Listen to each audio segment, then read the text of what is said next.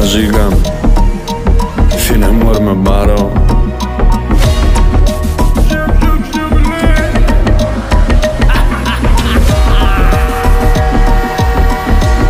Ana yigitler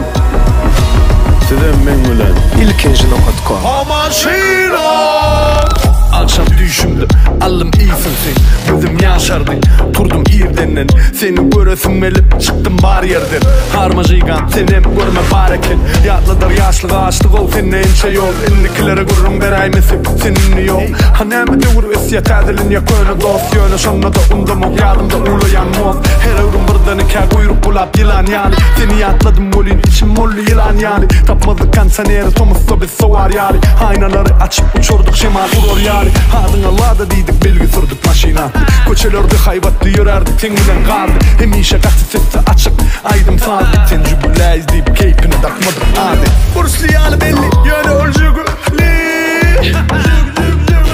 Boşap kaydırdık usta varıp dolu cüvülü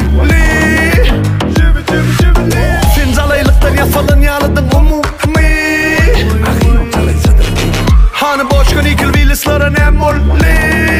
Vaxtide ne molli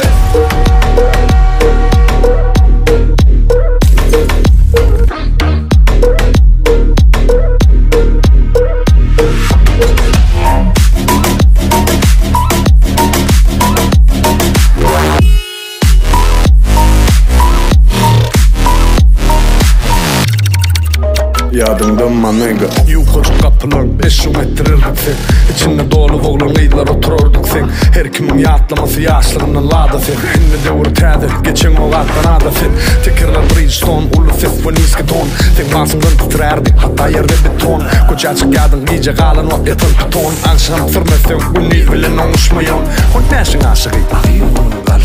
Yediğinin aşığı 6.9 men aşığı Biz senle geçirdik çırıt çıvalık yaşlığı Vaxtırırdım cügülü bolsam o lokan cüvülü Sebep olun nıqıt kaçtı şeydi pıdığı Bana da deymenini yittin bağımlay Hey amon yılın geçti bağlamıza canılay Bursliyalı belli yöne ölcügülü Boşap kaydırdık usta varıp dolu cüvülü Sen calaylıktan yasalın yalıdın umumi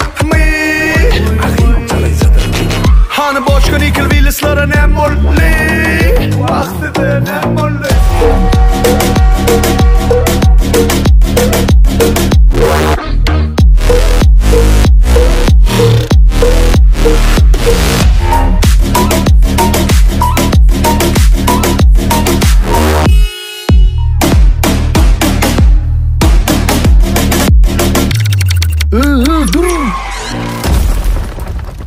Neylay öğrenmedin aday sürmeni